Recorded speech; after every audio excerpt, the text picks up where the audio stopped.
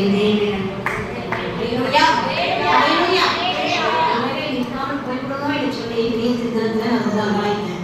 இந்த மாதிரி நாளை தினத்தில் அந்த உடைய எடுக்கிறதா நான் வெளியில ஆள் அறிவிக்கல. ஆனால் இப்படிப்பட்ட சூழ்நிலை எப்படி அப்படின்னு நான் நினைக்கும்போது கொஞ்ச நேரம் தான் இயேசுவின் ரத்தம் இயேசுவின் ஆண்டவர் சோதனை ஜெபித்தேன். வந்து உபவாச காலத்தை முடித்து நான் வீட்டில் போய் நான் நல்லா தூங்கியிருந்தேன். எழுப்பி உட்காந்துருக்கிறேன். போன உடனே எழுப்புறேன் 1:30 மணிக்கு நான் போனேன். எழுந்து சாப்பிட்ட சொன்னா அவர் எழுந்துவே இல்லை. எவ்வளோ நேரம் 1.5 மணி நேரம் 2.5 மணி நேரம் 1 மணி நேரம் அடைந்தேன். சரி யாரும் எடுத்துக்கணும் சரியான ஜுரம் பயங்கரமான காய்ச்சல். நேற்று நடக்கும் பண்ணி அதெல்லாம் ஆயிடுச்சு அப்படின்னு சொல்லிட்டு என்ன செய்யணும் கொஞ்சம் எழுதுறே கொஞ்சம் சாப்பிட்டு எதுவாக ஒரு ஆலோசனை மாத்திரை டோரா போட்டால் சரியாயிடும் அப்படின்னு சொல்லும்போது சரின்னு சொல்லிட்டு எப்படி எடுத்துக்கவே இல்லை. 2.5 மணி ஆச்சு 2 மணி ஆயிடுச்சு. அப்புறம் எங்கள் மருமகளை வர வச்சு ரொம்ப உடம்பு படுத்துனதுக்காக எழுதுக்க முடியல அப்படின்னு கூட வந்து எழுப்பி தூக்கி உட்கார வச்சு பாத்ரூம்லாம் அனுப்பிவிட்டு திருப்பி உட்கார வச்சோம். சாப்பிட முடியல. சரி கொஞ்சம் சாப்பாடு உட்காந்து பார்த்தாலும் நான் சாப்பிட்றேன். அப்படியே ஸ்பூன் போட்டு ஒரு ரசம் கழிச்சு கொஞ்சம் கொடுத்துட்டு சாப்பிட்டு அந்த டோலாவை போட்டேன். அப்படியா அந்த ஜுரம் நிறைய தெரியாத அளவுக்கு அந்த காய்ச்சல் காலத்தில் எப்பவுமே காய்ச்சல் வந்து அப்படி இல்லை. அதுக்குள்ள ஒரு பயம் எனக்கு பயம் தான். இல்லையா அன்றைய சமயத்தாண்டவே இப்போதான் 3 மாதம் ஆயிடுச்சு. ஆண்டவன் இவ்வளோ பாடுபட்டு கொண்டு வந்த மனிதன் இந்த நாளில் இப்படிப்பட்ட கழிவுகள் வந்து சொல்லி ஒரு ஜுரம் தாங்க முடியல அப்படின்னு போது வீட்டுமே சாப்பிட்டு உட்கார்ந்து போய் படுக்க முடியல. ஒரு மாத்திரம் போக முடியாது. இதெல்லாம் அவர் கை தூக்கி எடுத்து இந்த கை எனக்கு பிடிக்க முடியாது. இந்த ஒரு கையை பிடிக்க முடியும் முடியவே இல்லை. ரொம்ப அழுத இயேசுவின் நாமத்தில் ஆண்டவர் இந்த பொல்லாதவன் கலந்து போட்டு சபித்து தெரிவித்தான். இல்லையா பிறகு அப்புறம் சொல்லுவான் என் மருமகன் வந்தார் 3 மணிக்கு அவ்வளோ நேரம் உட்கார்ந்தார். அது மேலே இந்த சேனல் எழுந்துக்க முடியாது கொண்டு போய் படுக்க வச்சுதான் கரெக்டாக 5 மணிக்கு எழுந்து சரியாக உட்காண்டார். காய்ச்சல் போச்சு அவங்க கழிவு கடந்து போய் உட்காந்து ஆனாலும் விடாதபடியே நம்ம தெய்வம் மருத்துவம் அடிச்சாலும் மருத்துவமனை வரமாட்டேன்னு ரொம்ப தோற்று ஒன்றுமே கிடையாது. சளிப்பு எழுந்து போயிடுச்சு. ஆனால் ஆண்டு சமூகத்தில் மிகவும் நன்றி செலுத்தினேன். ஆண்டு உள்ளாலும் கடிதான ஜபத்திலே கத்த நடத்துகிறது அழைத்தவர் உண்மை அழைத்தவர் உண்மை எந்த நாளிலும் மக்கள் என்னை கத்த நிறுத்தபடியா நடி செலுத்தினர். ஜபத்திற்கு கலந்து கொண்டு உங்கள் அனைவரையும் உழைத்த அனைவரும் எல்லா பாடுகளையும் பட்ட அனைத்து பிள்ளைகளுக்கும் வருகை தந்த அனைவருக்குமாக இயேசுவின் நாமத்தில் உங்களை வாழ்த்துதலை சொல்லி நான் ஒரு சமூகத்தில் செய்தி கொண்டிருக்கிறேன். உன்னதாக கனி கொடுக்கும்படியாக ஒரு வார்த்தைப்பட்ட தலைமுறையாக நான்கு கூட கனி கொடுக்கும்படியாக கத்தனை விரும்புகிறார். கனி இல்லாத வாழ்க்கையை கத்தனவுக்கு விரும்புகிற தேவனாய் பார்க்கிறார். கனி தகுதியவன் கத்தனை தேடுகிற தேவனாய் பார்க்கிறார். இந்த வாழ்க்கையை மட்டுமாய் கத்தனை சொல்றாரு. 128 சங்கீதம் முதல் வசனம். கர்த்தருக்கு பயந்து அவர் வழிகளில் நடக்க எவனும் அவன் பாக்கியவான். அல்லேலூயா. கர்த்தருக்கு பயந்து அவன் வழிகளில் நடக்கிறவன் எவனோ அவன் பாக்கியவான். வாசிமா. உன் கைகளில் பிரயாசத்தை நீ சாப்பிடுவாய். உனக்கு பாக்கியமும் நன்மையும் உண்டாயிருக்கும். உன் மனைவி உன் வீட்டோர்களில் கனி தரும் திராட்சை கொடியை போல இருப்பார். அல்லேலூயா. உன் மனைவி அல்லேலூயா. இந்த ஆகிய சகோதர மாத்திரம் இருக்கிறார் நம்ம எல்லாம். ஆனாலும் நம்முடைய குடும்பம் நீ திராட்சை கொடியை போல காணப்பட வேண்டும். நீங்க திராட்சை கொடியை போல கனி தர வேண்டும். அல்லேலூயா. தேவன் கனியை தான் தேடுகிறார். சபை என்பது எஸ்ஐயா புத்தகம் 5ஆம் அதிகாரம் 1-7 வாசிங்க. இப்பொழுது என் நேசரிடத்தில் அவருடைய திராட்சை தோட்டத்தை குறித்து என் நேசருக்கேற்ற ஒரு பாட்டை பாடுவேன். என் நேசருக்கு மகா செழிப்பான மேட்டிலே ஒரு திராட்சை தோட்டம் உண்டு. அவர் அதை வேலியடைத்து அதில் உள்ள கற்களை பொறுக்கி அதிலே நற்குல திராட்சை செடிகள் நட்டு அதன் நடுவில் ஒரு கோபுரத்தை கட்டி அதில் ஆலையை உண்டு பண்ணி அதில் நல்ல திராட்சை பழங்களை தரும் என்று காத்திருந்தார். அதுவும் கசப்பான பழங்களை தந்தது. அல்லேலூயா. ஒரு திராட்சை தோட்டத்தை குறித்து ஒரு பாட்டை பாடுவேன். என் நேசன் மகா செழிப்பான மேட்டு ஒரு திராட்சை தோட்டம் உண்டு. அவருக்கு ஒரு திராட்சை தோட்டம் உண்டு. திராட்சை தோட்டம் என்று சபை. அல்லேலூயா. 2 வசனங்களை பார்க்கும்போது கொஞ்சம் காரியம் தெரியும். திராட்சை தோட்டம் சபையை குறித்து ஆண்டவர் பேசுகிறார். திராட்சை தோட்டமாக சபையை. அல்லேலூயா. இந்த திராட்சை உருவாக்கி அதனுடைய பழங்கள் தகுதியாக திராட்சை உண்டாக்கி ஒரு கோபுரத்துக்கு அந்த பழத்தை பிழிஞ்சு ரசத்தை எடுப்பதற்காக. ஹல்லேலூயா. இப்படி தேவன் ஒரு ஆலையை உண்டாக்கிறார். அந்த திராட்சை தோட்டம் கர்த்தராகிய இயேசு கிறிஸ்துவும் பிழைகிறதான கர்த்தர் பிதாவாய் காணப்படுகிறார். தேவன் நம்மை பார்த்து நல்ல கனி தரும்படியாக ஒரு திராட்சை தோட்டத்தை ஆண்டவர் அங்கே உண்டாக்கினார். ஆனால் என்ன காணப்படுகிறது? கசப்பான பழங்களை தந்தது. அவருடைய எதிர்பார்ப்பு ஒரு ஆலையை கட்டினார், ஒரு தோட்டத்தை நியமித்தார், அநேகமாக நல்ல தண்ணி ஊற்றி எருக்கள் போட்டு எல்லாவற்றையும் கர்த்தர் கொடுத்தாலும் கூட எவ்வளவு தண்ணி ஊற்றிருப்பார், எவ்வளவு எருக்களை போட்டிருப்பார். ஆனால் அது என்ன பண்ணுது? பழம் என்ன பண்ணுது? கசம். அநேக பழங்கள் கொடுத்தது, ஆனால் பழங்களை கசப்பாக இருந்தது. ஹல்லேலூயா. நான் கூட ஒரு சில பழங்களை சாப்பிடும்போது கசப்பாக சாப்பிட மாட்டேன். ஒரு திராட்சை பழம் என் மக்கள் கூட எனக்கு வாங்கி கொடுத்தாங்க. நல்ல பார்க்கறதுக்கு மணியை போல இருந்தது, ஆனால் சாப்பிட்டா கசப்பா இருந்தது. கொஞ்சம் சாப்பிட்டேன், பணம் ஊற்றி வாங்கி மற்றவங்க கொடுத்துட்டேன். பழங்கள் இனிமையாக இருக்கும்போது அதை நாம் ருசி கொண்டதாக நாம் சாப்பிட முடியும். தேவன் கூட இந்த திராட்சை தோட்டத்தை உண்டாக்கி இருக்கிறார். நீ எப்படியா இருக்கிறார்? இனிப்பான பழங்களை தரும்படி கர்த்தர் எதிர்பார்க்கிறார். ஹல்லேலூயா. உன்னுடைய வாழ்க்கையில இனிப்பு காணப்பட வேண்டும், கசப்பு காணப்படக்கூடாது. ஹல்லேலூயா. அவர் கசப்பை வெறுக்கிற தேவன். உங்களுக்கு சொல்கிறான் அந்த வசனத்தை வாசிங்க வேண்டுமா? அவர் அதை வேலி அடித்து அதிலுள்ள கற்களை பொறுக்கி அதிலே நற்குல திராட்சை செடிகளை நட்டு அதன் நடுவில் ஒரு கோபுரத்தை கட்டி அதில் ஆலையையும் உண்டு பண்ணி அது நல்ல திராட்சை பழங்களை தரும் என்று காத்திருந்தார். அதுவோ கசப்பான பழங்களை தந்தது. 5 ஆண்டு. இப்பொழுது நானே திராட்சை தோட்டத்துக்கு செய்வதை உங்களுக்கு அறிவிப்பேன். அதில் வேலியை எடுத்து போடுவேன், அது மேய்த்து போடப்படும். அதில் அடைப்பை தகர்ப்பேன், அதில் மிதி உண்டு போம். அதை பாழாக்கி விடுவேன், அதில் கிளை நறுக்கப்படாமலும் தலை கொத்தி எடுக்கப்படாமலும் போவதினால் முச்செடியும் நெரிச்சலும் உழைக்கும். ஹல்லேலூயா. மழையா படிக்கு மேகங்களுக்கு கட்டளிடுவேன் என்கிறார். ஆமென். இப்பொழுதும் நான் என் திராட்சை தோட்டத்துக்கு செய்வதை உங்களுக்கு அறிவிப்பேன், அதன் வேலியை எடுத்து போடுவேன். ஹல்லேலூயா. அது மேயப்படும். ஹல்லேலூயா. அது எப்படி மேயப்படும்? மாடுகளால் பலவிதமான காரியங்களால் மேயப்படும். இந்த நாளில் கூட ஒரு வேலியை கர்த்தர் இருக்கிறார். தேவன் விரும்புகிறார். நீ இனிப்பான பழங்களை தரும்படியாக விரும்பும் போது அது இனிப்பான பழத்தை என்ன பண்றது? இது இனிமைக்கு வேண்டாம், இதெல்லாம் வேண்டியதான் எடுத்து அதை தகர்த்து போடுகிறார். 6ஆம் வசனம். அதை நான் பாழாக்கி விடுவேன், அதன் கிளை எடுக்கப்படாமலும் களை கொத்தி எடுக்கப்படாமலும் போனாலும் முச்செடி நெரிச்சலும் உழைக்கும். அதனால் மழை பெய்யாதபடி மேகங்களுக்கு கட்டிவிடுவேன். ஹல்லேலூயா. இது ஆண்டுடைய அதற்கு மேகங்கள் மழை வராதபடி அது கசப்பான பழத்தை கொடுத்தபடியால் அவருடைய எதுவுமே அதற்கு கொடுக்காதபடியாக அவர் தேவன் என்ன பண்றாரு? தகர்த்து போடுகிறார். இந்த நாளிலும் கூட நாம் ஜாக்கிரதையாகவும் எச்சரிக்கையாகவும் இருக்க வேண்டும். தேவன் இங்கே பார்ப்பது 2 விதமான காரியம். திராட்சை கொடி எடுக்கும்போது திராட்சை கொடி சபை, திராட்சை கொடி என்று சொல்லப்படும் போது இந்த நாளிலும் கூட அது இஸ்ரவேலை குறித்து கர்த்தர் சொல்கிறார். ஹல்லேலூயா. இஸ்ரவேல் ஜனங்களை குறித்து கர்த்தர் உரைக்கிறார். என் ஜனங்கள் மதியற்று போய் என் ஜனங்கள் பாவத்தினாலே பலவித அக்கிரமத்தினாலே என்னை மறந்து விட்டார்கள். ஹல்லேலூயா. இந்த நாளிலும் கூட இப்பொழுது சபையில் நடந்து கொண்டிருக்கிறது. சபையில் பொதுவான அனௌன்ஸ்மெண்ட் நாங்கள் அனுப்புகிறோம். ஒரு ஜபத்தை வேணும், சனிக்கிழமை உபவாசம். ஆனால் வந்தவங்க தான் வரும், எப்பயும் வருவங்க தான் வரும். யாராவது வராங்க வந்துருக்கிறாங்களா புதுசாக? ஹல்லேலூயா. அம்மா வந்திருக்கிறாங்க.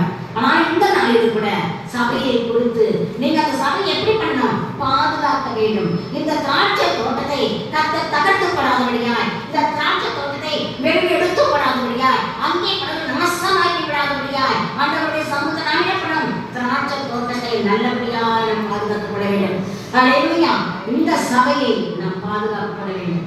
எந்த காரியம் நமக்குள்ளே காணப்படுகிறது? ஹல்லேலூயா. எல்லா காரியத்தையும் விளக்கி போட்டு தேவன் விரும்புகிற திராட்சை தோட்டமாய் நாம் காணப்பட வேண்டும். அவர் விரும்புகிற திராட்சை தோட்டமாய் காணப்படும் போது அவருடைய காரியங்களை கண்ணோக்கி பார்த்து தேவனாய் இருக்கிறார். இங்கே பார்க்கும்போது இந்த திராட்சை தோட்டம் இஸ்ரவேலை குறிக்கிறது. ஹல்லேலூயா. அந்த வசனம் வாசிங்க. சேனையின் கர்த்தருடைய திராட்சை தோட்டம் இஸ்ரவேல் வம்சமே. ஆமென். அவருடைய மனமகிழ்ச்சியின் நாட்டே, யூதாவின் மனுஷரே. அவர் நியாயத்துக்கு காத்திருந்தார், இதோ கொடுமை, நீதிக்கு காத்திருந்தார், இதோ முறைப்பாடு. ஹல்லேலூயா. சேனையின் கர்த்தருடைய திராட்சை தோட்டம் இஸ்ரவேலின் வம்சமே. சேனையின் கர்த்தருடைய திராட்சை தோட்டம் இஸ்ரவேல்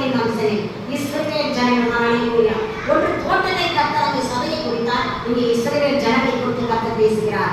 இந்த இஸ்ரவேல் ஜனங்கள் வணங்கா பொருட்கள ஜனங்களாய் காணப்பட்டார்கள். எவ்வளவு நன்மைகளை பெற்றாலும் எவ்வளவு புதுமைகளை கொடுத்தாலும் கூட அவருடைய வாழ்க்கையில ஒரு மாறுதல் இல்லாதபடியால் ஜனங்களை காணப்பட்டார்கள். கனி கொடுக்க முடியாதபடியால் ஏதாவது பலனை கொடுக்க முடியாத கசப்பான காய்களை கசப்பான கனிகளை கொடுத்து அந்த பூமியை எடுத்துக் கொண்டிருந்தார்.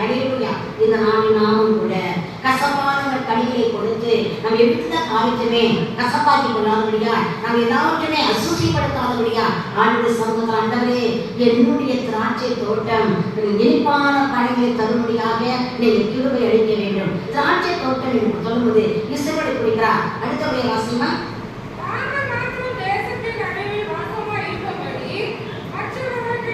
அவருடைய மனமகிழ்ச்சி யூதாவே. அல்லேலூயா. அவருடைய மனமகிழ்ச்சி நாட்டு யூதாவின் மனுஷரே. ஆமென். அவருடைய மனமகிழ்ச்சி நாட்டு யூதம். இஸ்ரவேல் எரேமியா புத்தகம் 4ஆம் அதிகாரம் 1 வசனம் வாசிக்கிறேன். இஸ்ரவேலே, நீ திரும்புகிறதற்கு மனதாயிருந்தால் என்னிடத்தில் திரும்பு என்று கர்த்தர் சொல்கிறார். நீ உன் அருவருப்புகளை என் பார்வையின்றி அகற்றிவிட்டால் நீ இனி அழிந்து திரிவதில்லை. ஆமென். அந்த இஸ்ரவேலே நீ மனதிரும்பு. ஈசனோட வாசிக்கலாம். இஸ்ரவேலே, இஸ்ரவேலே நீ திரும்புகிறதற்கு மனதாயிருந்தால் நீ வாசிங்க. நீ திரும்புகிறதற்கு மனதாயிருந்தால் என்னிடத்தில் திரும்பு என்று கர்த்தர் சொல்கிறார். நீ திரும்பதற்கு மனதாயிருந்தால் இஸ்ரவேலே இஸ்ரவேல் ஜனங்கள் தான் கர்த்தருக்கு பிரியமில்லாதவர்கள் ஆண்டவர் எச்சரித்து பேசுகிறார். இஸ்ரவேல் ஜனங்களே நீங்கள் மனதிற்கு கேட்குமாய் மனதிருங்கள். அல்லேலூயா. அவர் நம்மை பார்த்து அகற்றப்படாதபடியாய் நாம் மனதிருக்க வேண்டும். இந்த நாளில் கூட கனி கொடுக்க முடியாய் நமக்குள்ளே கசப்பான காய்கள் உண்டாகாதபடி கனிப்பு கொடுக்க முடியாய் நமக்கு கசப்பான வேர் கசப்பா இருந்தா பழமும் கசப்பா இருக்கும். கசப்பான வேர் நமக்குள்ளே காணப்படக்கூடாது. அந்த கசப்பான வேரை இருதயத்தில் பிடுங்கி எறியும் போது அது நல்ல கதிர்களை கொடுக்க முடியாது, நல்ல கனிகளை கொடுக்க முடியாது. வேர் கட்சி நல்ல கனிகளை கொடுத்து எல்லா வம்சத்தையும் ஆசீர்வதிக்க முடியாத கனிகளை கொடுக்க ஒரு தோட்டமாய் அமைய வேண்டும். அல்லேலூயா. மனதிலே என்னென்ன காரியத்திலே கர்த்தரை விட்டு நாம் பின்வாங்கி இருக்கிறோம், என்னென்ன காரியத்திலே விருதுகளை கசாப்பான வேர்கள் இருக்கிறது, அந்த வேரை நாம் அழிக்க வேண்டும். அல்லேலூயா. யாருமே ஆண்டவரே பரிசுத்தம் என்று சொல்லிக் கொள்ள முடியாது. எப்படி இருந்தாலும் உடைய வாழ்க்கையை கசப்பான வேர் உடைக்கும். இந்த கசப்பான வேரை அகற்றி விடும்போது அது இனிப்பான பழங்களை தரும். அல்லேலூயா. கலாத்தியர் புத்தகம் 5ஆம் அதிகாரம் 22-23. ஆவின் கனியோ அன்பு, சந்தோஷம், சமாதானம், நீடிய பொறுமை, தயவு, நற்குணம், விசுவாசம், சாந்தம், இச்சையடக்கம். இப்படிப்பட்டவர்களுக்கு விரோதமான பிரமாணம் ஒன்றுமில்லை. ஆவியின் கனியோ அன்பு, சந்தோஷம், சமாதானம், நீடிய பொறுமை,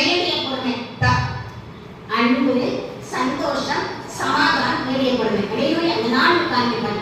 அன்பு, சந்தோஷம், சமாதானம், நீடிய பொறுமை. ஆவியின் கனிகள். அன்பு. அன்பினாலே தேவனுடைய அன்பு மிக மிக முக்கியமாக இருக்குது. அன்போடு நாம் காணப்படுவது எல்லாருக்கும் அன்பு எல்லாருக்கும் சகிக்கும். அதுக்கு பொறாமை இல்லை. அதுக்கு எந்த காரியம் கிடைக்காது. அன்பு இல்லாதவன் தேவனை மறந்துவிடுவான். தேவன் அன்பு, சமாதானம், நீடிய பொறுமை, சாந்தத்தை கர்த்தர் விரும்புகிறார்.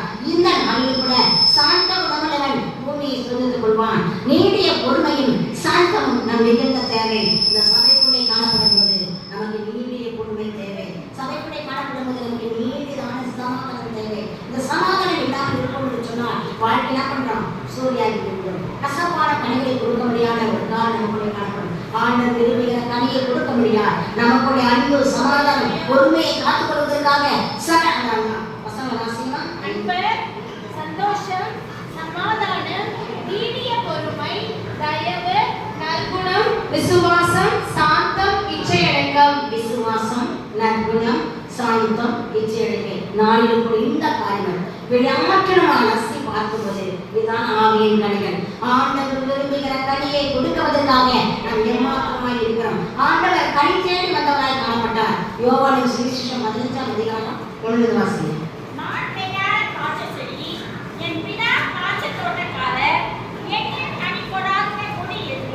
அதை அவர் அறுத்து போடுகிறார். கனி கொடுக்கிற கொடி எதுவோ அது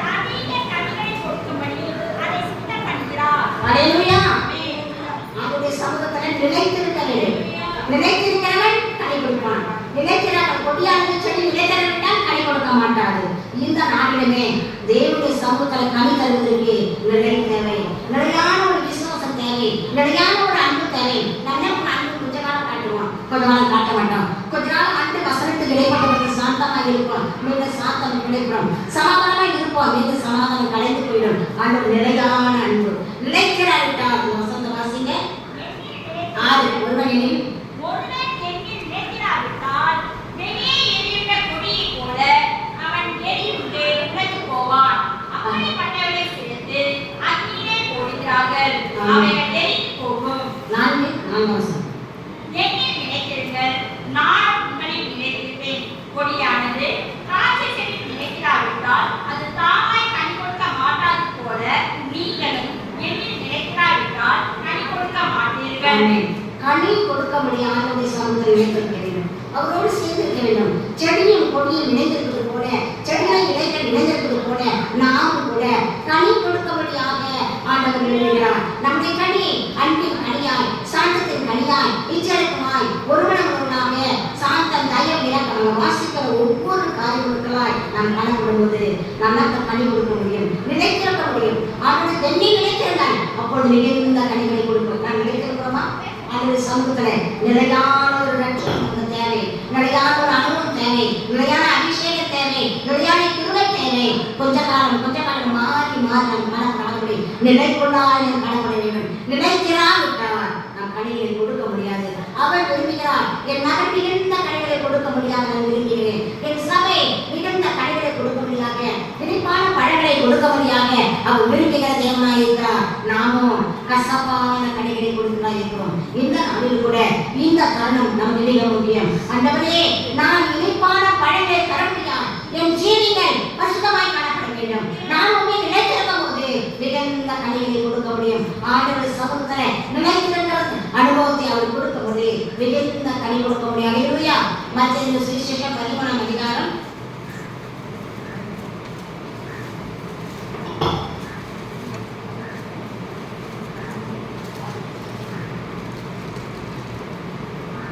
3ஆம் வசனம்.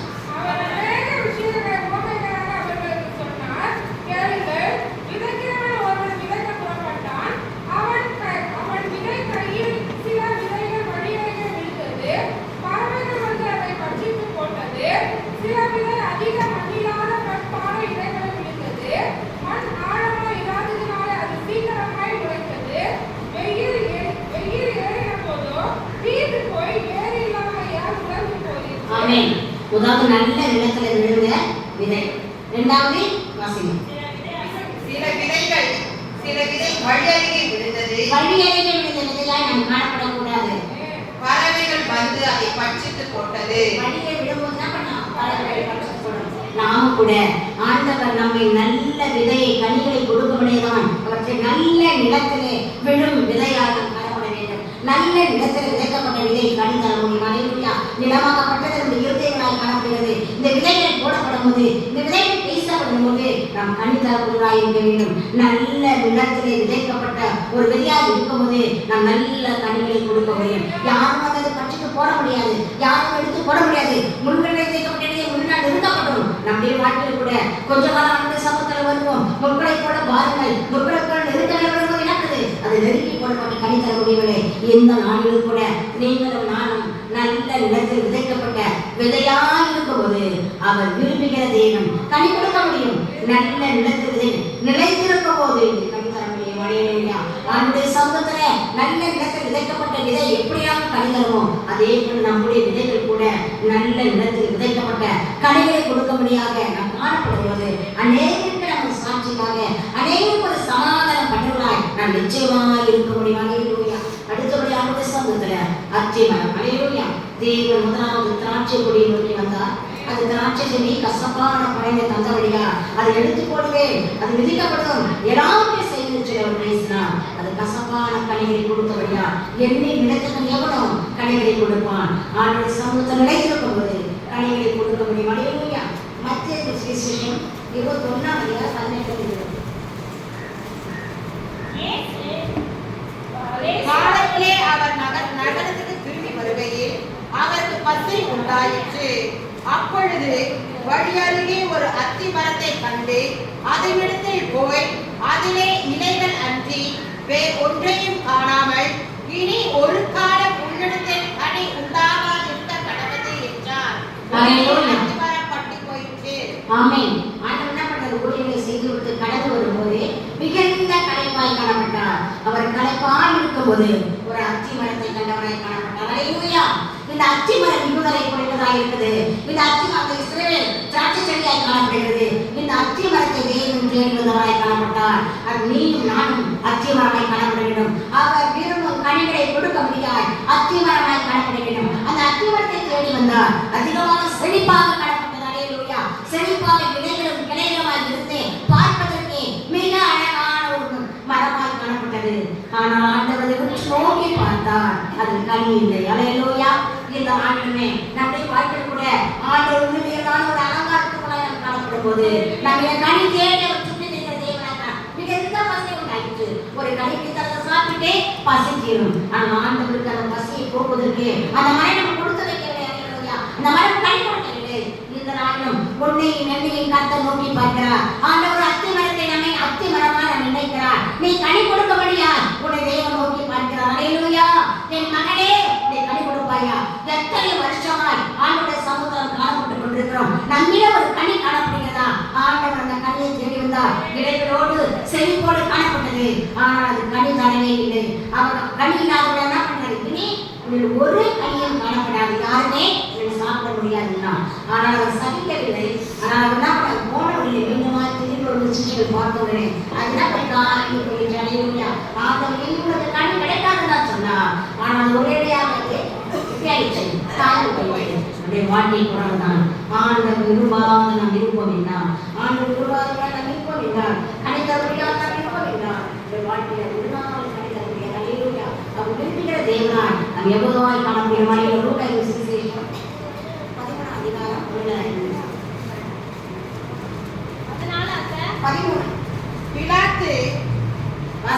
பிலாத்து சில கலிலேயருடைய இரத்தத்தை அவர்களுடைய பலிகளோடு கலந்திருந்தான். அந்த வேளையிலே அங்கே இருந்தவர்கள் சிலர் அந்த செய்தியை அவருக்கு அறிவித்தார்கள். இயேசு அவர்களுக்கு பிரதியுத்தரமாக, அந்த கலிலேயருக்கு அப்படிப்பட்டவைகள் சம்பவித்ததினாலே மற்ற எல்லா கலிலேயரை பார்க்கிலும் அவர்கள் பாவிகளாய் இருந்தார்கள் என்று நினைக்கிறீர்களோ? அல்லேலூயா. எல்லா கலிலேயரையும் பார்க்கிறவர்கள் பாவிகளாய் இருந்தார்கள்.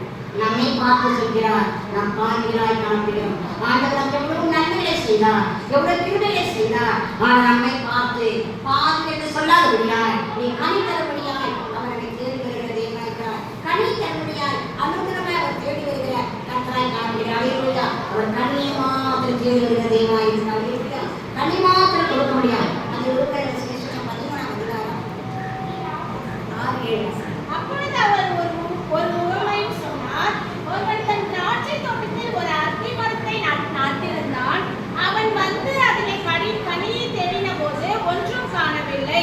அப்பொழுது அவன் தோட்டக்காரனை நோக்கி, இதோ 3 வருஷமாய் இந்த அத்தி மரத்திலே கனியை தேடி வருகிறேன், ஒன்றையும் காணவில்லை. இதை வெட்டி போடு, இது நிலத்தை ஏன் கெடுக்கிறது என்றார். அல்லேலூயா. தேவன் அந்த அத்தி மரத்தை காண்கிறார். அந்த அத்தி மரத்தை அவர் பார்க்கும்போது கனிகள் கிடையாது. இது எதற்கு நிலத்தை பாழாக்கி விடுகிறது. இது என்ன பண்ணுறார்? வெட்டி போடுறது. அல்லேலூயா. ஆனால் அங்கே என்ன சொல்றாரு? அத்தி மரம் யாராக இருக்கிறது? அல்லேலூயா. அத்தி மீண்டும் வசனம். அப்பொழுது அவர் ஒரு உவமையை சொன்னார். ஒருவன் தன் திராட்சை தோட்டத்தில் ஒரு அத்தி மரத்தை நட்டிருந்தான். அவன் வந்து அதிலே கனியை தேடின போது ஒன்றும் காணவில்லை. அப்பொழுது அவன் தோட்டக்காரனை நோக்கி, இதோ 3 வருஷமாய் இந்த அத்தி மரத்திலே கனியை தேடி வருகிறேன், ஒன்றையும் காணவில்லை. இதை வெட்டி போடு, இது நிலத்தையும் ஏன் கெடுக்கிறது என்றான். அதற்கு அவன், ஐயா, இது இந்த வருஷமும் இருக்கட்டும், நான் இதை சுற்றிலும் கொத்தி எரி போடுவேன். கனி கொடுத்தால் சரி, கொடாவிட்டால் இனிமேல் இதை வெட்டி போடலாம் என்று சொன்னான் என்றார். தேவன் திராட்சைத்தோடு அத்திமரத்தை வைத்தார். அத்திமரத்தை நல்லா பாதுகாத்து தேவன் வைத்தார். 3 வருஷம் அவர் காத்திருந்தார். அது கனி தரவில்லை. அப்ப என்ன பண்றாரு? அதை வெட்டி போடுவேன் பிதா. அங்கே அத்தி மரத்திலே பிதாவாய்